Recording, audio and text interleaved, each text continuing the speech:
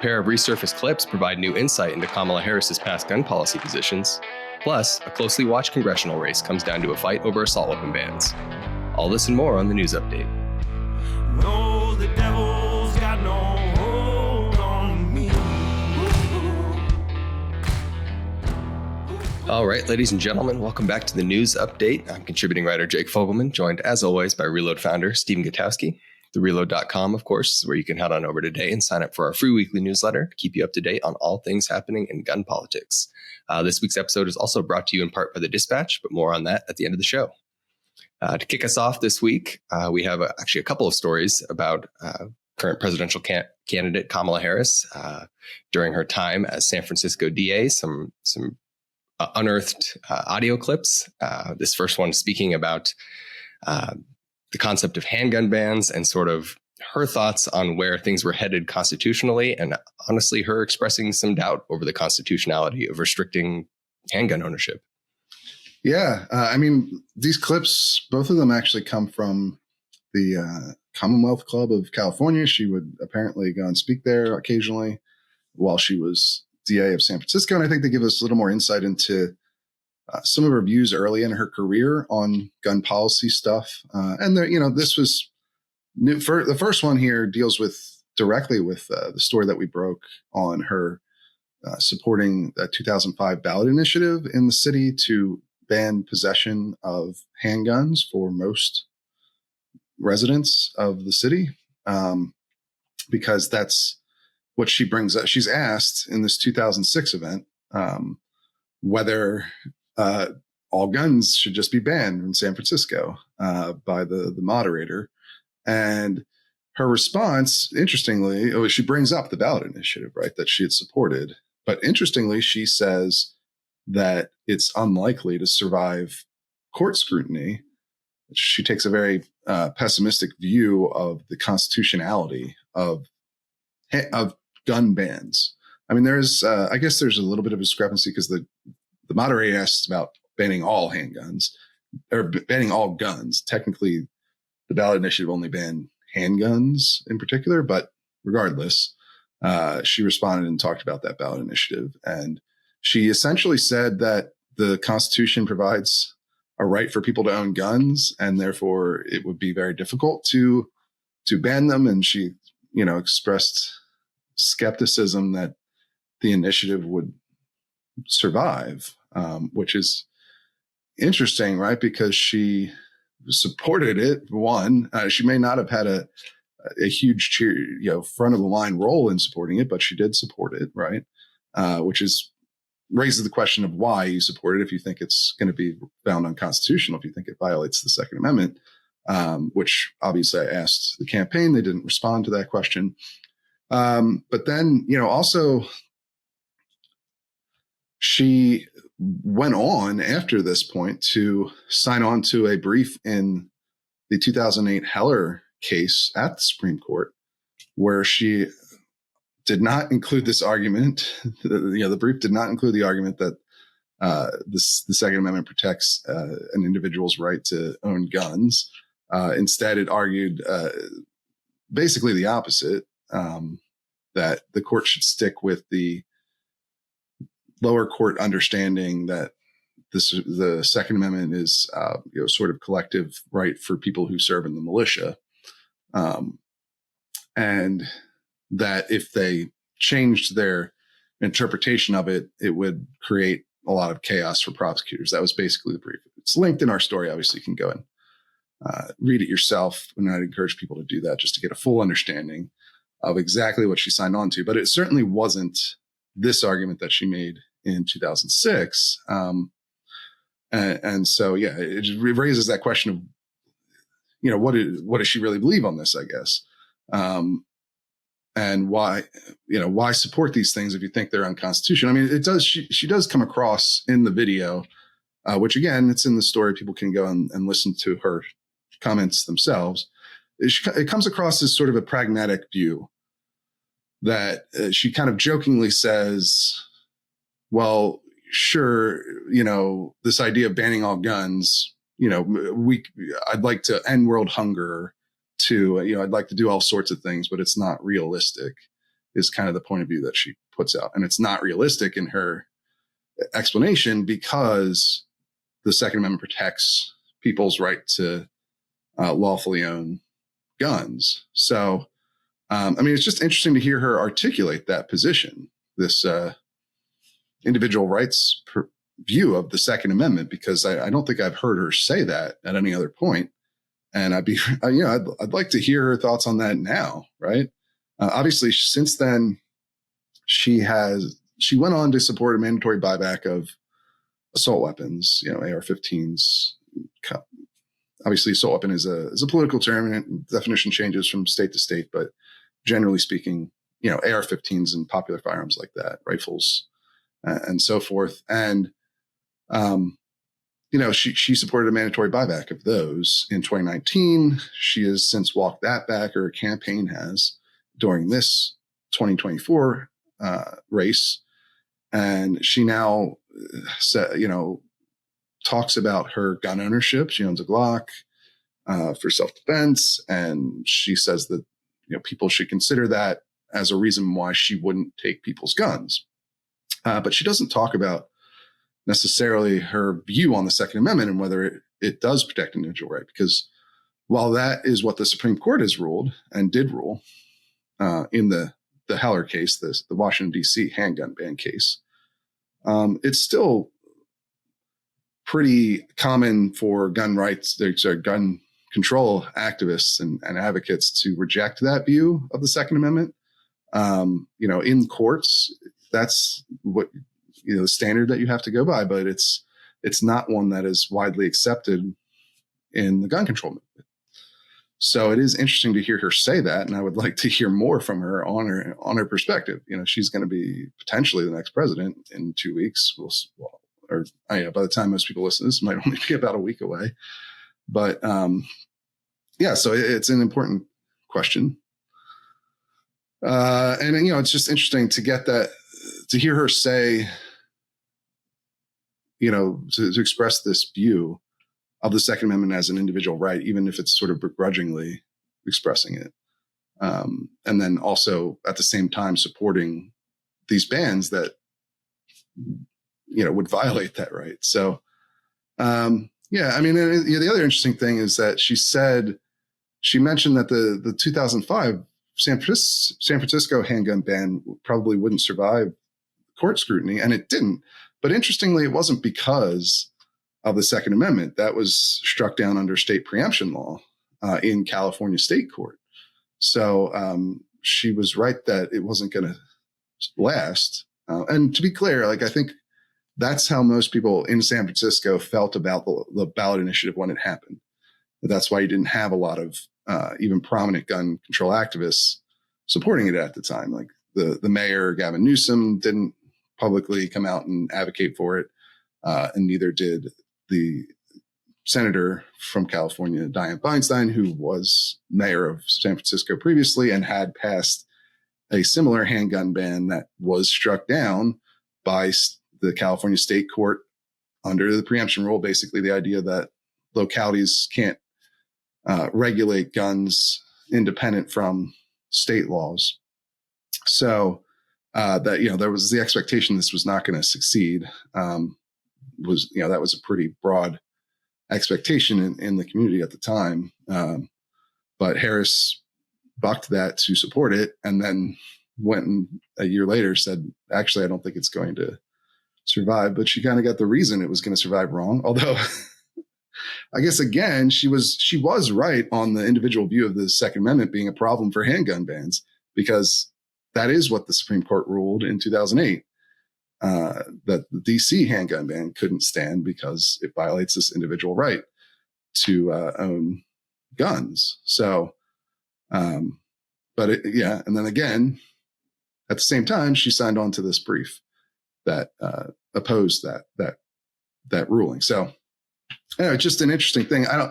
Both of these stories, I don't know that they fit neatly in a partisan frame, because they raise questions about Harris's again changing positions, but also they give you her on the record, even in the period of her career where she was probably furthest to the left, having these positions that are not stereotypically far left, right? So, yeah.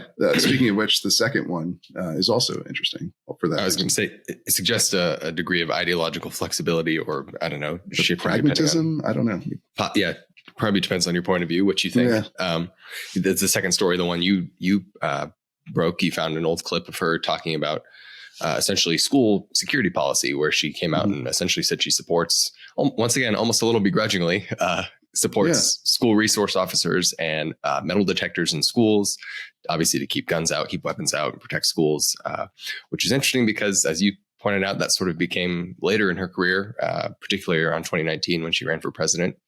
That was sort of a verboten thing to think as a progressive during that time. And she was against, she actually said we should get police out of schools. So it is interesting to see old clips of her as her time in the DA's office taking these positions. Yeah. And I think the reality is that she, in 2019, we had David French on the show, and he talked about this a bit. Basically, she ran a lot further to the left in 2019. And some of these things that she pursued or believed as even San Francisco DA were too far to the right for the primary in the Democratic Party in 2019. Or at least was her calculation. Obviously, she didn't win. So whether it was the right calculation is another question. But Joe Biden won by running on the more moderate lane of the party. But either way, it's just kind of interesting to hear her again articulate a view that honestly sounded almost the same as what J.D. Vance had said during the vice presidential debate. She's basically, her argument, again, it's more of a pragmatic argument. Like, she says essentially, I wish we didn't need to do this. I would like for all of the illegal guns to be off the streets and for crime to not be in our schools. But until we can get to that point, we need to keep kids safe. And if we have to add more school resource officers and metal detectors, then so be it. Sort of desperate times call for desperate measures sort of position on this. That was just an interesting thing to hear her say. This was 2010. So she was still San Francisco DA at the time. And not that she had any ability to do that as DA, but just that was her position on trying to secure schools. And, after the Free Beacon broke the first story of her comments to this organization, I thought, well, let's look and see. Actually, I was trying to find the longer clip of the full event from 2006, and I couldn't find that. But instead, I found this 2010 clip where she also opined on, different aspects of her approach to gun policy. And I thought, the most interesting stuff was the school security stuff, just because that is something that has come up in this 2024 election. We have, as we've discussed before on the show, gun policy has not been a major part of this campaign. But it has come up somewhat, and the VP debate was probably the place where it's come up the most. And it was primarily focused on school security. There was a school shooting, obviously, in the middle of this campaign in Georgia. So that brought the conversation back to the forefront. That school shooting was ended by a school resource officer who was armed. So, of course, not until after 4 people were killed. So it obviously, doesn't necessarily settle the debate on the issue, but it did bring it back to the forefront. And you had in the vice presidential debate, J.D. Vance essentially was arguing what Harris had argued back in 2010, that he doesn't like the idea of his kids having to go to a hardened school, but he doesn't see necessarily an alternative to that. And then Tim Walz, who is Harris's vice presidential running mate, essentially argued, do people really want their kids' schools to look like a fort? And that the focus should instead be on guns and gun restrictions, which, to be fair to Harris, of course, she always also supported, as far as we know, assault weapons bans, and obviously even as far as a handgun ban in San Francisco. So she isn't obvious. They're not in the same place, right, as JD Vance. They just had this particular position similar in the idea of like, pragmatically, we need to do everything we can to protect students. And that includes perhaps using more school resource officers and even metal detectors or other school hardening strategies. So, and then of course, obviously this brings up another, as you mentioned, situation where Harris has kind of changed her positions over time. In 2019, she said we should get rid of school resource officers because they cause other problems inside of schools. The school to prison pipeline is a common complaint around school resource officers, that, school shootings are fairly rare, but school resource officers are there every day, and that can lead to them, just the presence of police in schools all the time can lead to more severe reactions to less serious problems. This is the critique, right? The idea that something that might otherwise be disciplined by school officials could instead turn into, legal charges against somebody, and that it will affect minority students more. That's the argument. That's what Harris was essentially saying in 2019 as to why she wanted to remove school resource officers at that time. And then, of course, under the Biden administration, they didn't do that. They didn't pass any legislation to remove school resource officers. In fact, they continued grants for the programs that were already in place for federal officials to train and help place school resource officers. And they also added funding for things like metal detectors as well. So that I guess is the latest on where she has been on school resource officers and school security stuff. So I don't know, it just gives you some more insight into her background. It's not necessarily something that's going to radically change people's view of her one way or the other, I don't think, but it does give you a bit more nuance. And I don't know that either of these clips fall into an easy partisan frame that, either party is going to run the full story and be like, everyone read this. It's just something that deserves attention because of her position as the Democratic nominee in a race that could easily go her direction. Particularly, like you said, as she's not given a ton of her own comments on the record during this current campaign. It is always interesting to find new clips of her actually publicly speaking and saying what she, at least at the time, believed. And so it like you said, gives us some more nuance, some more texture to what she believes and where she comes from. Absolutely. And look, as we talk about in the story, Donald Trump has changed positions on some of these things over time as well. Assault weapons bans, for instance, he supported in his book in 2000. He reportedly considered backing one.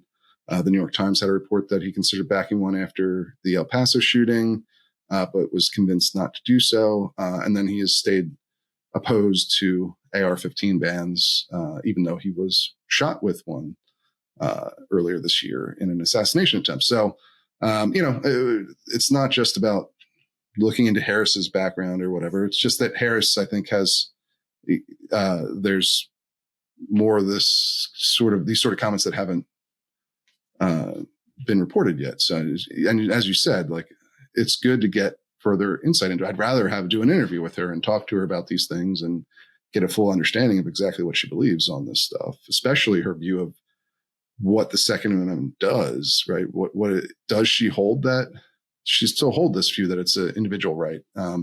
Even if she holds it begrudgingly, is that what she thinks?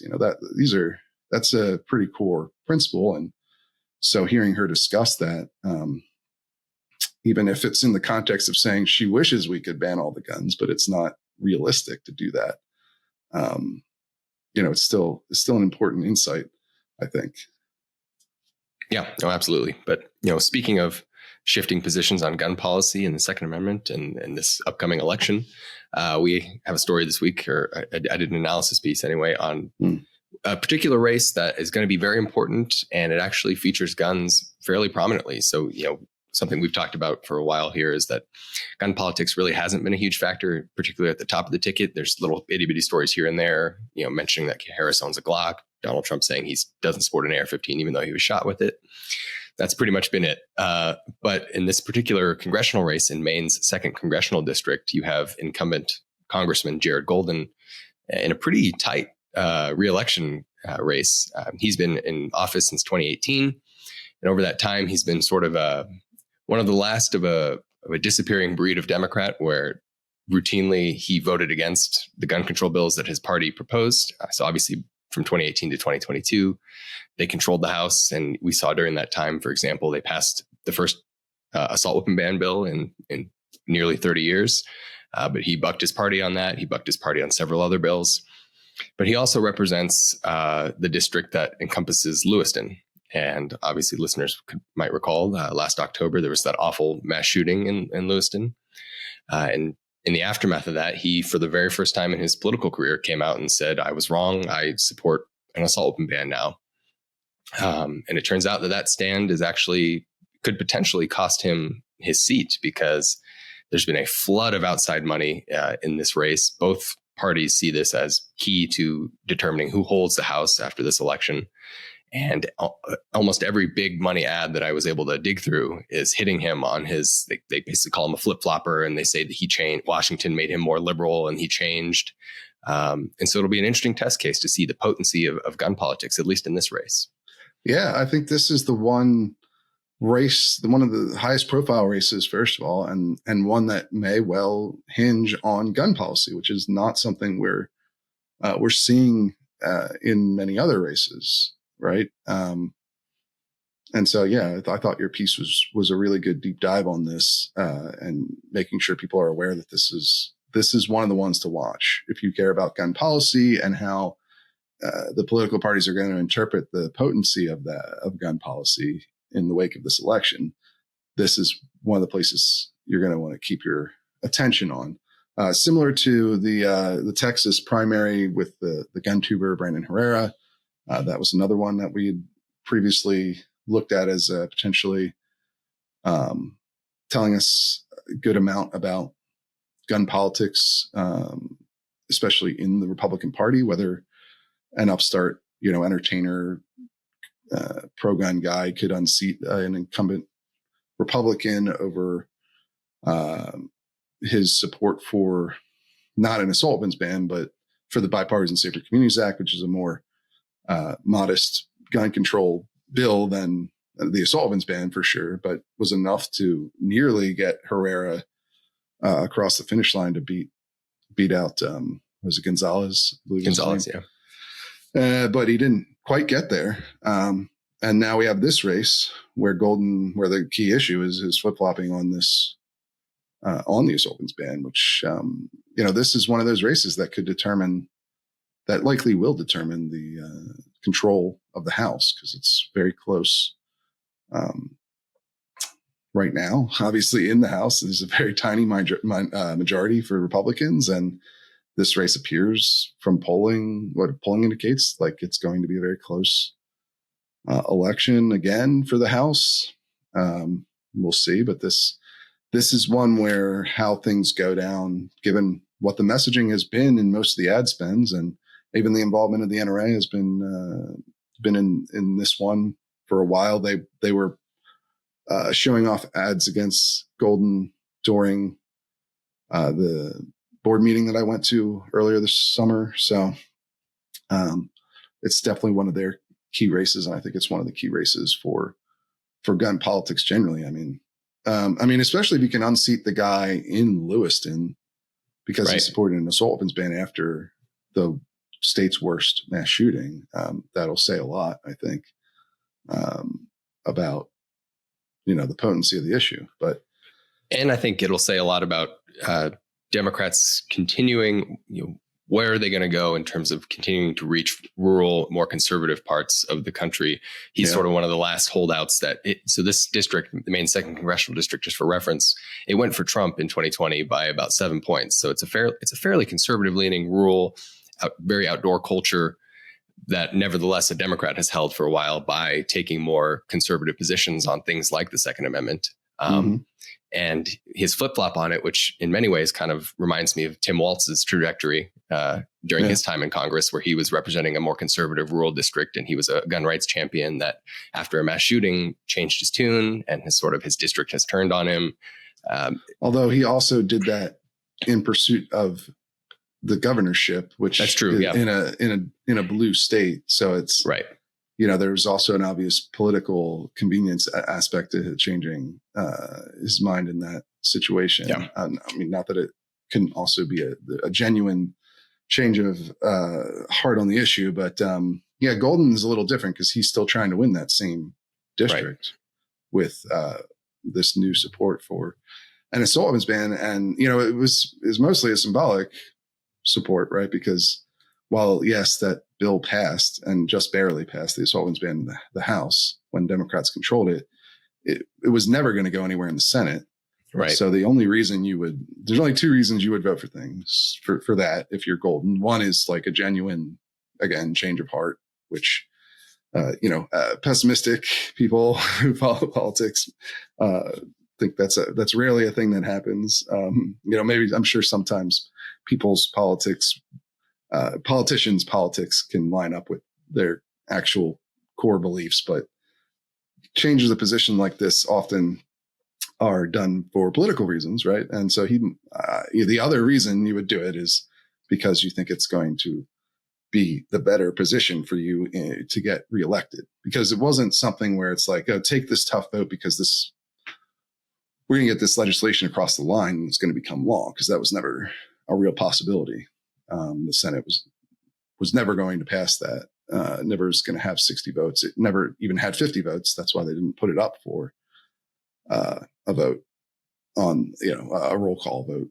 So, he clearly must think, or his team must think, this is the better spot for them politically. But that's what we're going to find out, I guess. Yep. Yeah, I think all eyes will be on that outcome for sure. But heading into some of our newsletter links for the week, we have actually pretty lengthy investigation from ProPublica into some allegations that for decades, really, many of the top gun makers in the United States have been supplying the NSSF and similar gun rights political organizations with gun owner data based on information from their warranty cards that they fill out for their firearms that they've purchased, suggesting that they're applying them with gun owners' information so that they can build a database and target them when it comes time for election and they need to mobilize gun owners to vote. So potentially troubling that there's apparently a private database of gun owners out there. Yeah. Well, so this, it's the story, the way it details it at least, is that this happened in the early 2000s, essentially. That's when this occurred. We don't know if it has necessarily continued. There was some reporting that they had turned over part of this database to Cambridge Analytica in the 2016 election. People remember that whole story of the, how that company used Facebook data and other data to target voters in the 2016 election for Donald Trump. But the big issue with this is not so much that they're making a list of people who are potentially supportive of pro-gun positions, right? The issue is more that they were using the personal data from these warranty cards, name and address, things like that, in a way that the warranty card didn't disclose they were going to be used. That seems like the bigger controversy that this creates, right? Like, it's one thing for, the NRA has a list of millions of people who support the NRA because people voluntarily give that information to them, right? They understand that the NRA is going to have their information and may target them for political, advocacy down the line, and are probably more than happy to do that. It's the issue of disclosure, of understanding that comes in, which is not, an uncommon problem in our modern lives. right? Your data being taken by whatever company or group that you do something with and being used for, usually to sell you stuff, ad targeting and stuff. But in this case, building a database for political advocacy. And maybe most of the people in that database are pro-gun people who want to come out and support pro-gun causes in the end. But I don't know. I'm sure not everyone wants to be listed in the gun owners database without the understanding that that's going to happen when they send in a warranty card. Right. And this was like most, the interesting thing about the ProPublica story is that, they had internal memos from NSSF that describing a lot of this process. But I think it was old enough to where, when it happened, to where they, a lot of the companies that were mentioned in this said they don't have records of this happening, or they're owned by different companies now than they were 20 years ago. So it's not totally clear exactly how many cards were sent, they have examples of some of the warranty cards and the disclosures that are on there. None of them ones that they presented had this disclosure that they were going to be used for political campaigning, which I think is the main issue you get into here. But this came up, I think, a couple of years ago. Initially, Senator Blumenthal sent a letter that discussed this because of the Cambridge Analytica stuff, because that was one of the things that came out, that there was a gun owner database. Now, not everyone in that database was from warranty cards. According to this ProPublica story, it also came from, acquiring data from data brokers, commercial data brokers, and things like that of likely gun owners. A lot of stuff that is normal campaigning tactics. That's what political groups and campaigns are trying to do, is trying to figure out who people are and target them to try and get them to vote for them, or not target them because they don't think there's any chance. That stuff is not uncommon. The thing I think may upset people is the lack of disclosure on that these warranty cards could be used in this way. And obviously gun owners some of them can be particularly unhappy about being put into databases labeled that they're gun owners. And so usually that's concern about government overreach and not, the gun industry itself. But still, that's where I would see people potentially being upset about this news for sure. Yeah, I think that's right. Next link we want to hit on is a story that kind of made waves online this week about a particular campaign event in which Democratic Senate candidate in Missouri trying to challenge incumbent Josh Hawley. Lucas Kuntz is his name. He held a sort of campaign event, photo op, where media was present of him, along with former Republican Representative Adam Kinzinger, where they're shooting rifles at a range that was... Yeah, and that then shooting things like ARs, right? Yeah, which is right. If you're pro-gun, if you're pro-gun, this is what you would want to see from a Democrat in theory, right? Is that because most Democrat shooting events are like what Tim Walz did a little while back, which is like hunting with shotguns, bird hunting with shotguns, because that's like where Democrats are comfortable with guns, that's an acceptable use of firearms. And they do not see them very often going out and shooting ARs, despite how popular the firearm is among gun owners. So it's at first glance, it's like, oh, okay, this is interesting. You've got. I don't think this is a very competitive race in Montana, but it's the kind of trajectory that somebody like Cam Edwards, that he talks about, wanting to see more of that and more agreement among the parties supporting, the use of ARs and so forth. But yeah, but there was a twist, right? Yeah. There's a reason we're talking about this beyond that. So they're shooting rifles and they're shooting at steel targets And apparently a ricochet occurred, which can happen when you're shooting steel, particularly the way they were shooting steel. Whatever you want to call it. Yes, a splash. Struck a reporter that was present in the arm. So they wounded a reporter with rifle fire. Yes. And this went kind of viral, at least on the gun segments of online social media. Yeah, not a good day at the range. Not a good day at the range. And yeah, once you look at some of the pictures, there's more like details that stick out as kind of, embarrassing in the sense that like they're shooting an AR with a telescopic scope on it, and they're shooting at like 10 yards, if that. And there's a picture. Adam Kinzinger is there, the former Republican, who, and he's not wearing his eye protection while shooting the AR in one picture. There's a bunch of stuff that people pointed out. I think they have tannerite on the table that they're shooting over. I don't think it may not have been mixed, so I don't know if it's active, but either way, like not a great, just a very bad setup of a range. And the real problem they ran into was that they're shooting at steel targets that are stationary targets. They're not swinging targets, right? There's shooting steel, as you mentioned, carries some risk regardless of how you do it. But there are ways to mitigate the risk. One of the ways is using hardened steel. I don't know if these are hardened steel plates or not, but using hardened steel and having them on, basically like a pendulum, something that allows them to swing when they're hit instead of being stationary, because that reduces the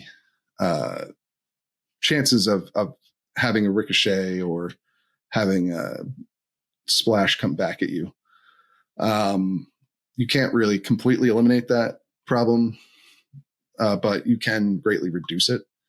And they were kind of doing it in a way that was increasing it, because they not only were these stationary targets, but they were only 10 yards away, and they were shooting them with rifles, with ARs, which is a very bad idea because of the velocity that round moves and the energy imparted, within that distance. You would not want to shoot an AR at steel at that distance, because it will result in exactly what happened, or it's much more likely to result in the exact problem they had. Luckily, it was a pretty minor injury for the reporter that caught the piece of shrapnel in his arm, and the candidate, put bandages on him and so forth. But it was good that they had first aid kits there, for sure. But their range setup was super questionable.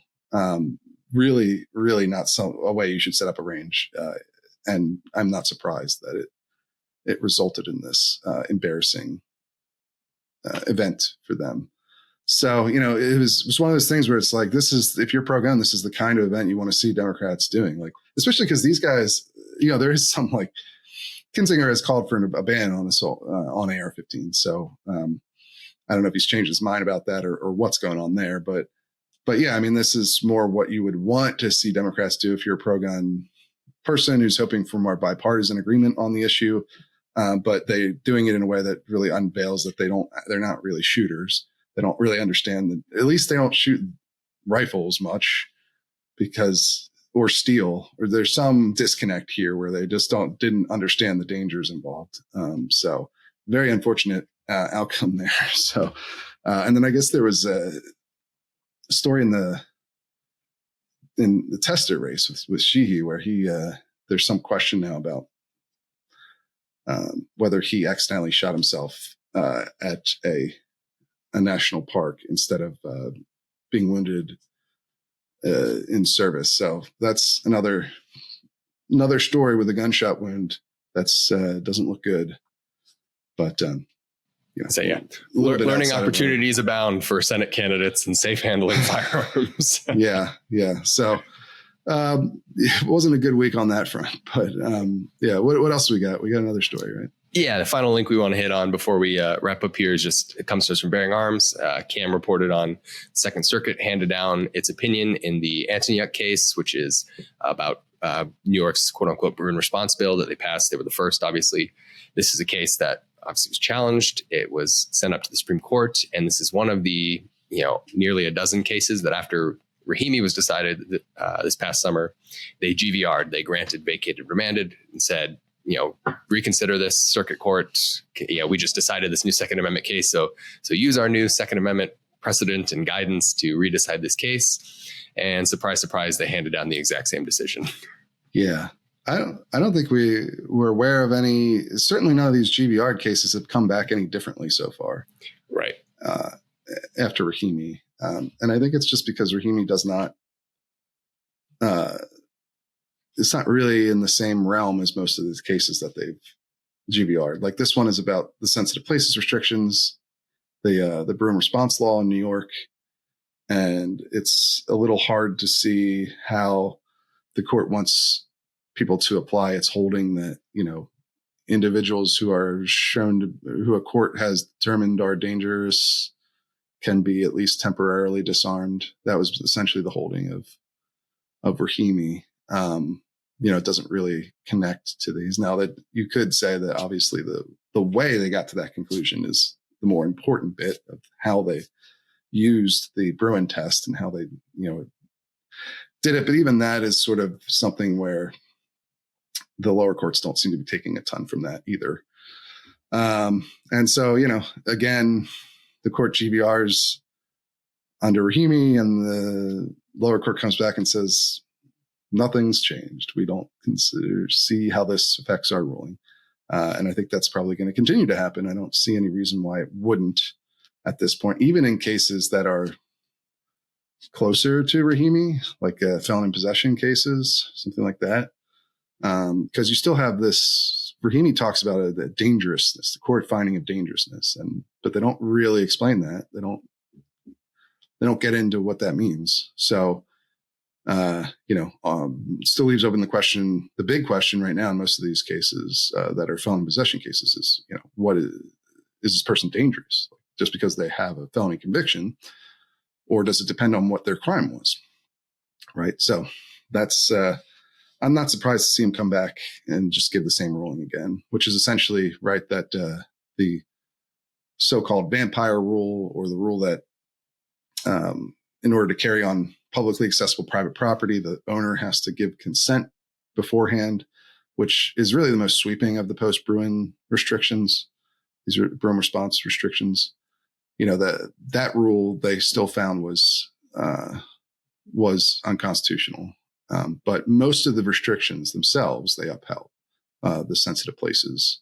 And they also, I guess they still struck down this requirement to hand over your social media accounts during the concealed carry application process. That was also another one that they tossed. But by and large, they kept most of the sensitive places restrictions in place. And so they literally say at the beginning, we haven't changed anything. Right. Which is what we predicted, right? In this and all the other GVR cases. And it is. And yet the court is still GVRing cases even as we speak. So we'll see what we'll see. They just did another one. Yeah, another felon in possession one they GVR'd under Rahimi. And so, it's one of those things where it's like, what is the court? What are they doing? Is it, because you could read it a couple ways, right? Is it that they're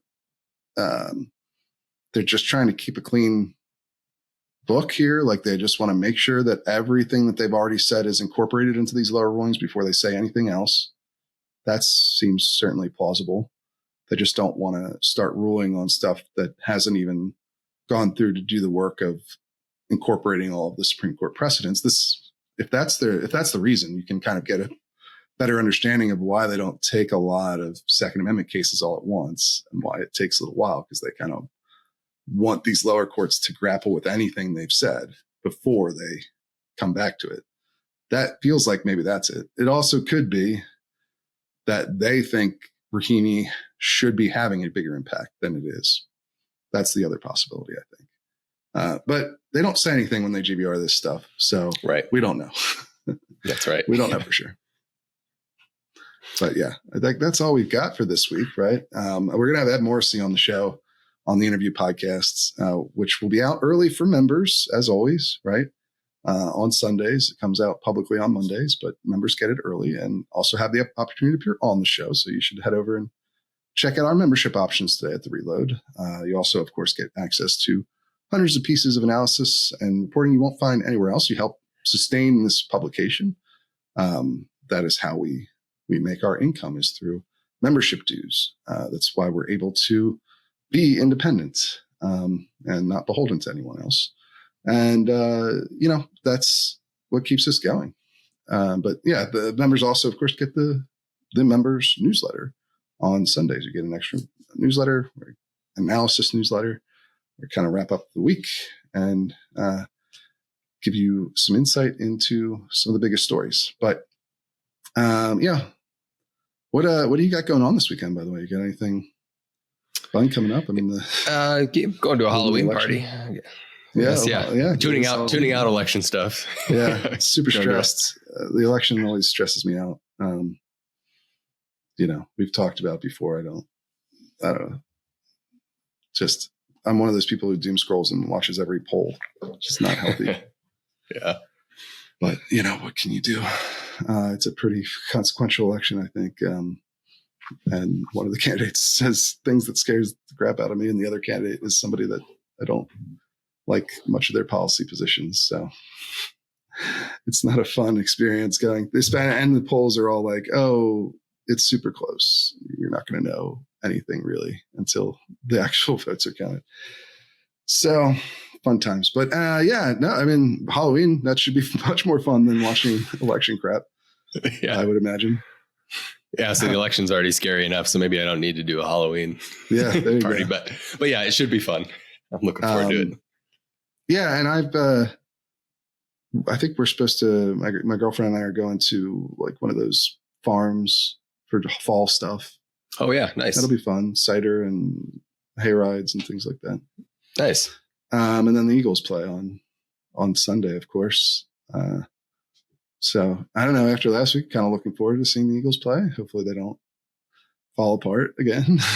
Yeah. I mean, they were super strong against the Giants, but they are the Giants. So who knows? The Broncos are doing pretty well, right? I say they're doing well, and they're playing the Panthers this week. So they should win. But if they lose, you might see a very depressed me on next week's episode. I'll be mourning. There you go. And then the Flyers. I mean, my gosh. I was getting my hopes up when we got our new big superstar young recruit finally playing, and he had like a 2-goal game right at the beginning of the season, and then they've been on like a 5-game losing streak since then, so it's been rough to watch. Hopefully that changes soon. We'll see, but they don't look promising right now. I don't know. Anyway, I think that's all we've got for you guys this week. I'm gonna hand it off to myself to tell you a little bit about our Dispatch sponsorship.